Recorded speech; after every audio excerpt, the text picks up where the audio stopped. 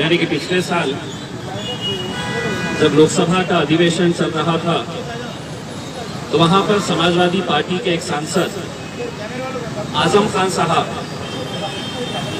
उस वक्त स्पीकर एक लेडी थी और उन्होंने अपने तकरीर के दौरान कुछ ऐसे जुमले बोल दिए थे जिसकी वजह से भारतीय जनता पार्टी के जितने भी सांसद थे वो आग बबूला हो गए थे। आजम खान साहब ने ये कहा था कि ये स्पीकर जो एक महिला है वो मेरी बड़ी बहन के समान है। भारतीय जनता पार्टी वाले बिल्कुल मानने के लिए तैयार नहीं थे। पूरा सांसद उन्होंने सर पर उठा लिया था। आजम खान साहब को मजबूर किया गया था कि आपने माफी मांगना चाहिए क्योंकि आपने महिलाओं के खिलाफ गलत शब्दों का इस्तेमाल किए थे। मैं उस वक्त संसद के अंदर मौजूद था। आजम खान साहब ने माफी मांगने के बाद भी जितनी भी भारतीय जनता पार्टी की महिलाएं सांसद थी उन्होंने ये मांग किए थे कि आजम खान के खिलाफ सख्त से सख्त कार्रवाई होनी चाहिए। सिर्फ एक जुमले के ऊपर अगर ये पूरी महिलाएं भारतीय जनता पार्टी की और उनके सहयोगी पार्टी की अगर सिर्फ एक जुमले के ऊपर इतनी आग बबूला हो सकती है तो उसी भारतीय जनता पार्टी के राज्य के अंदर मेरी एक बहन की इज्जत लूटी जाती है और ये पूरे के पूरे खामोश बैठे हैं। इससे ज्यादा अफसोस और शर्म की क्या बात हो सकती है। ये घटना होने के बाद सरकार किस तरह से रातों रात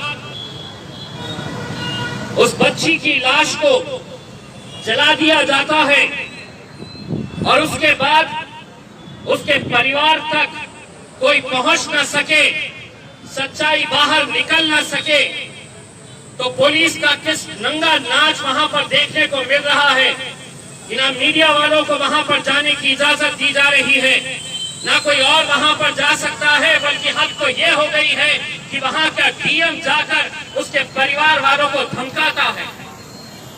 दोस्तों, किस दौर के अंदर हम जी रहे हैं इस बात का हमें अंदाजा लगाना चाहिए। मैं आज भारतीय जनता पार्टी के तमाम लोगों से ये कहना चाहता हूं कि ये बलात्कार किसी एक बच्ची का हुआ है तो उसकी जात क्या है, उसका धर्म क्या है, उसका मजहब क्या है, ये मत देखो, क्योंकि बच्चियां तुम्हारे घर में भी है, बेटियां तुम्हारे घर में भी है, बेटियां हमारे घर में भी है, बहनें हमारे भी घर में है। अगर आज उसे राजनीति के चश्मे से अगर देखेंगे तो शायद कल बहुत देर हो चुकी होगी।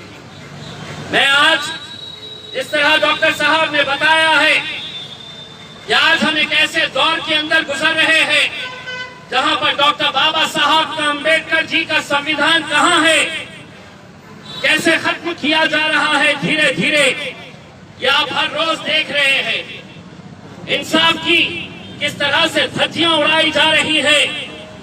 अगर आज इस मुल्क के अंदर हमारा यकीन किसी के ऊपर है तो हाँ, हमारा यकीन सीबीआई पर था, हमारा यकीन सुप्रीम कोर्ट के ऊपर है, हमारा यकीन लोकसभा के ऊपर है, पार्लियामेंट के ऊपर है। लेकिन अगर यही संस्थाएं अगर खुलेआम अगर आज कानून की, संविधान की धज्जियां उड़ाने जा रहे हैं तो ये बहुत अफसोस की, शर्म की और बहुत एक खतरे की घंटी हमको सुनाई दे रही है। दोस्तों, 500 साल पहले कैसी मंदिर गिराई गई थी, किसने मस्जिद बनाई थी, उसका पूरा ब्यौरा आपके पास है। 500 साल पहले क्या हुआ था इसका पूरा हिसाब आपके सामने आपको दिखाया जा रहा है। लेकिन 28 साल पहले जब वो मस्जिद ढाई गई थी, पूरी दुनिया ने देखा था, पूरी दुनिया देख रही थी टेलीविजन के ऊपर कि वहां पर कौन कौन लोग गए थे, कैसी कैसी बातें कही गई थी, कैसे कैसे नारे लगाए गए थे।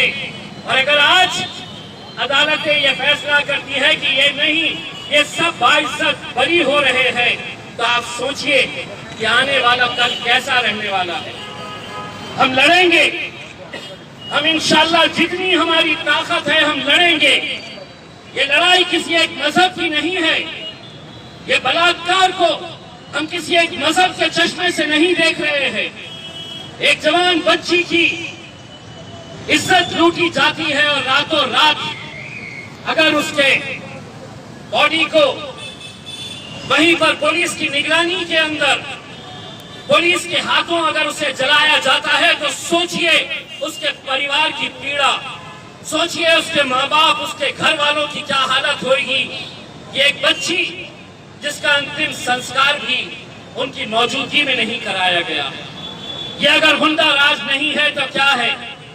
और क्यों नहीं वही भारतीय जनता पार्टी के लोग बाहर निकलकर इसकी निंदा कर रहे हैं? क्यों नहीं वो लोग भी इस तरह का अपना गुस्सा जता रहे हैं? ये महज 40-50 लोग अगर हम यहाँ पर इकट्ठा हुए हैं तो सिर्फ इसलिए कि कल जब हमें परमिशन दी गई तो हमें बताया गया कि 20 लोग से ज्यादा नहीं रहने चाहिए, 30 लोग से ज्यादा नहीं रहने चाहिए। हम भी अगर चाहे तो आज औरंगाबाद शहर के तमाम जाति, धर्म और मजहब के लोग सड़कों के ऊपर निकल कर आएंगे। अगर इसी तरह की जुल्म और ज्यादतियां चलती रही तो हमारी भी बर्दाश्त करने की एक सीमा है। हम भी एक हद तक बर्दाश्त करेंगे, लेकिन जिस दिन हमारी बर्दाश्त करने की सीमा खत्म हो जाएगी तब हम भी सड़कों के ऊपर निकल आएंगे। जब हम देखेंगे कि जो कानून जिसकी जिम्मेदारी है रक्षा करना, अगर वही भक्षक हो जाएगा तो कहीं ना कहीं ये जनता को, समाज को सड़कों के ऊपर आना पड़ेगा। हमारे मतभेद होंगे, कांग्रेस पार्टी के साथ हमारे राजनीतिक वैचारिक मतभेद हो सकते हैं और है, लेकिन उस पार्टी के सबसे प्रमुख नेता राहुल गांधी के गिरेबान तक अगर पुलिस चले जाती है, अगर उसका गला पकड़कर उसे नीचे गिरा देती है तो हम निंदा करते हैं और हम ये कहना चाहते हैं कि ये लोकतंत्र के अंदर राहुल गांधी को अगर गिराया गया है तो कांग्रेस के साथ हम भी इस मुद्दे के ऊपर खड़े हैं और हम भी राहुल गांधी को ये कहना चाहते हैं कि हमारे वैचारिक मतभेद होंगे, हमारे राजनीतिक मतभेद होंगे, लेकिन तुम्हारे गिरेबान तक अगर कोई हाथ डालेगा तो वो हाथ को काटने की ताकत मजलिस इत्तेहाद उल मुस्लिमीन के अंदर है। क्योंकि आज अगर वो राहुल गांधी तक पहुंच सकते हैं तो कल वो मेरे खायद बैरिस्टर असदुद्दीन अवैसी तक भी पहुंचने की हिम्मत रख सकते हैं। ये लड़ाई विचारों की, हमारे अलग अलग मतभेद हो सकते हैं, लेकिन आज इन मुद्दों के ऊपर हम सबको एक साथ मिलकर आने की जरूरत है। हम चाहेंगे कि इसकी शुरुआत औरंगाबाद से हो, कि जहां पर भारतीय जनता पार्टी भी यहाँ पर औरंगाबाद में कहीं पर भी क्यों ना हो, ये सोच ले कि अगर तुम्हारे घर में बेटियां हैं, तुम्हारे घर में अपनी बहनें हैं, तो तुम्हें इस घटना की निंदा करनी होगी। सियासत अपनी तौर के ऊपर चलेगी, ये चोर, ये लुच्चे लफंगे आएंगे जाएंगे। ये मुख्यमंत्री योगी आदित्यनाथ आज रहेगा, कल नहीं रहेगा, लेकिन अगर उसका समर्थन करेंगे तो सोचिए उन दरिंदों की हिम्मत कैसे बढ़ेगी।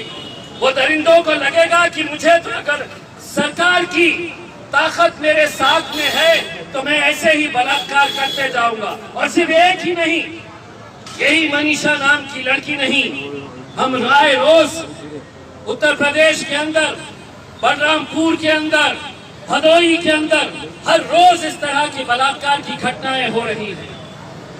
लेकिन अगर इनकी निंदा नहीं की गई, अगर योगी आदित्यनाथ को वहां से हटाया नहीं गया, तो हम तो ये समझेंगे कि इन बलात्कारियों का समर्थन इस मुल्क के वजीर आजम नरेंद्र मोदी और अमित शाह भी कर रहे हैं। इन दरिंदों की हिमायत वो लोग भी कर रहे हैं।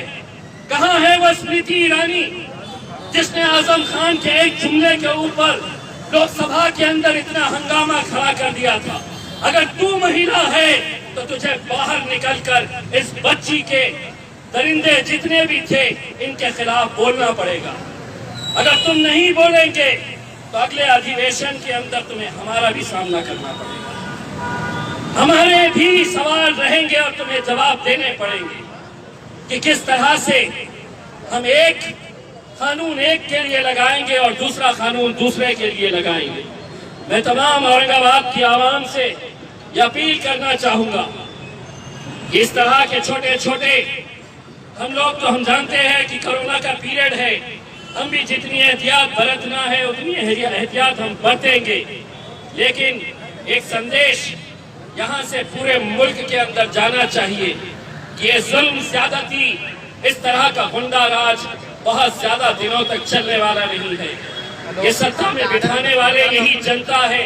जिस दिन ये जनता सड़कों के ऊपर निकल आएगी तो इनके अंदर इतनी ताकत है कि ये सत्ता को नीचे भी ला सकते हैं, सत्ताधारियों को नीचे भी खींच सकते हैं। बस आप लोग यहाँ पर आए और एक ऐसे कार्यक्रम का एक हिस्सा बने जिसे देखकर सुनकर बहुत अफसोस होता है और इस बात का अंदाजा लगाया जा सकता है कि अगर अदालतें भी ऐसी फैसले देने लगे, अगर पुलिस इस तरह का काम करने लगे, अगर सीबीआई ये कहने लगे कि अब कुछ नहीं, तो सोचिए मुल्क कहाँ जा रहा है।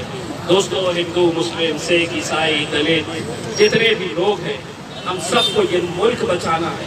ये मुल्क बचाने के लिए हम सबको एक साथ मिलकर आना है। इतनी भक्ति के अंदर मलिन मत हो जाओ। नरेंद्र मोदी साहब को अपना भगवान मत समझो। यही वजह है कि आज तुमने इतना ऊपर उसे चढ़ा दिया है कि उसे जमीन के अंदर क्या हो रहा है ये नजर नहीं आ रहा। इतनी ऊपर उसे पहुंचा दिया है कि खेत के अंदर एक जवान बच्ची को 4-4 दरिंदे नोचते हैं तो उसे वो नजर नहीं आता है। दोस्तों, सभी लोगों को, सभी भारतीयों को एक प्लेटफॉर्म के ऊपर आना पड़ेगा, तभी जाकर हम इन दरिंदों का मुकाबला कर सकेंगे। बहुत बहुत शुक्रिया। विंग सिटी का अज़्म हर एक को साहिब जायदाद बनाना।